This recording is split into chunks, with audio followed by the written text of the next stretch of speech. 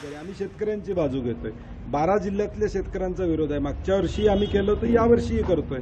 आता यातून किमान विठ्ठलाकडे बघून निदान मुख्यमंत्र्यांनी हा निर्णय घ्यावा अशी आमची अपेक्षा आहे. साहेब, एकूणच राजकारणामध्ये काल तुम्ही बोललाय तरी पण हा असा प्रश्न आहे की जयंत पाटील सध्या भाजपच्या मार्गावर आहे, पण राज्यातले बहुतांश नेते ज्यांना लोकांचा पाठिंबा आहे, लोकनेते ज्याला म्हटले जातात, असेच मास लीडर असेच जर भाजपमध्ये जायला लागले, याच्यावर प्रचंड आरोप आहे, तर सर्वसामान्य मतदारांनी जनतेना यातनं काय बोध घेतलं पाहिजे? जयंत पाटील साहेब जाणार नाहीत अशी मला निश्चितपणे खात्री आहे. तो मुद्दा बाजूला ठेवूया.